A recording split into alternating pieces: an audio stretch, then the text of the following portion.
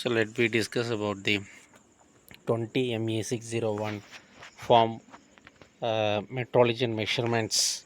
So already we discussed the first two units. Now we going to unit 3 form measurements. So form measurements is nothing but to measure the thread measurements and gear measurement and roundness measurements. So first we go for the screw thread measurement. For the screw threads are used to transmit the power and motion, and also used to fashion to two components with the help of the nuts and bolts and studs. The screw threads are mainly classified into external screw thread and internal screw thread. So the next we go for the screw thread technologies. So screw thread technologies, the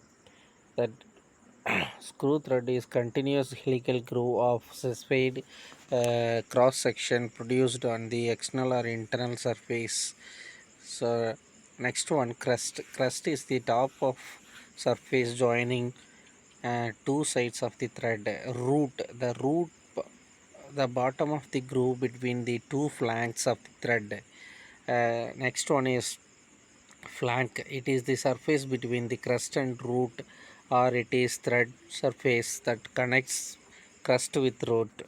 Next one, lead. The distance a screw thread advances in one turn for a single start thread. Lead is equal to pitch. For double start thread is lead is equal to 2 into pitch. Next we know about the pitch, the distance between the from a point on a screw thread to corresponding point on the next thread measured parallel to the axis. Next, for helix angle, the angle made by the helix of the thread at the pitch line with the axis is called helix angle. Next one is flank angle. Flank, it is half the included angle of the thread or angle made by the flank of the thread with perpendicular to the thread axis. So these are all the basic terminologies to use the measure the screw thread. So next one is a major diameter. So next, this this is the diameter of imaginary cylinder coaxial with the screw which just touches the crust on the external thread or roots of internal threads. It is also called as the nominal diameter. Next one is the minor diameter. This is the diameter of an imaginary cylinder coaxial with the screw which just touches the roots of the external thread or crust on the internal thread. Next, effective diameter. It is the diameter of an imaginary cylinder coaxial with the axis of the thread and interact intersects the flanks of the thread such that width of the threads and width of space between the threads are equal. So these are all the basic terminologies. So next one, addendum. Addendum is the distance between the crest and the pitch line measured by the perpendicular to the axis of the screw. So next one is dedendum. It is the distance between the pitch line, the root measured perpendicular uh, to the axis of the screw. So next we go for the various elements of the screw thread. Measurement of various elements of the screw thread. So the first element is major diameter. The major diameter measured by the two types of micrometer. The first one is ordinary micrometer, next one is benched micrometer.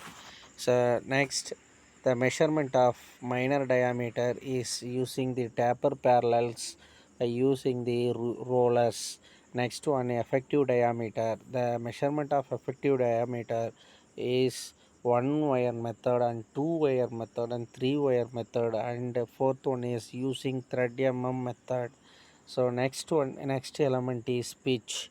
The pitch measuring machine and tool makers microscope and screw pitch gauge. So next we go for the measurement of major diameter. The major diameter we go for the ordinary micrometer and bench micrometer. The ordinary micrometer, we have the setting gauges. uh, by using the diameter formula, measure diameter is equal to d plus s plus or minus r1 minus r2. Here the s is the size of the setting gauge, r1 is the micrometer reading over the setting gauge, r2 is the micrometer reading over the thread. This micrometer is used gently during the reading because there might come error by the applying external force will form the deformation of crust of the thread. Next one is measurement of bench micrometer.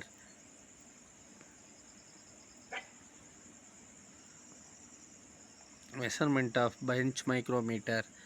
Here the micrometer is designed by the NPL to remove the definitions inherent the hand micrometer. In this, the micrometer is used to ensure that all the readings are taken at the same pressure. The instrument has a micrometer having the vernier scale to read the accuracy of 0.002 mm. This is the instrument is used to as the comparator to avoid the pitch errors of the micrometer threads and zero error setting, etc. And next one, second, micrometer of minor diameter. The minor diameter is an imaginary diameter of the thread which would touch the roots of the external thread and crest of the internal threads. So here we have the following methods: 2V pieces method, and by projecting the thread one of the for measuring the minor diameter or internal diameter of the following methods using the taper parallels and by using the rollers and slip gauges. So here the V piece method. The V piece method is used to measure the external thread as we carriage diameter measuring machine are V small pieces which make the contact with the root of the thread. These V pieces are made in several sizes having the suitable radii at the edges. So here we shown in the figure the for the V piece measurement. So next measurement process, the thread work. The thread workpiece is mounted between the centers of the instrument and the V pieces are placed at each side of the workpiece, and then the reading is noted. After taking this reading, the workpiece is then by the standard replaced by the cylindrical gauges setting gauge. So here the using the diameter, minor diameter of the thread is equal to D capital D plus or minus R2 minus R1. Capital D is the cylindrical gauge, diameter of the cylindrical gauge, and R2 is the micrometer reading on the thread workpiece, and R1 is the micrometer reading on the cylindrical gauge. So next, by projecting thread on the screen, if the threads are very sharp or have no radius at the root, the measurement of the minor diameter is done by the projecting the thread form of on a screen. This projected form is compared with the use of toolmaker's microscope. Thank you.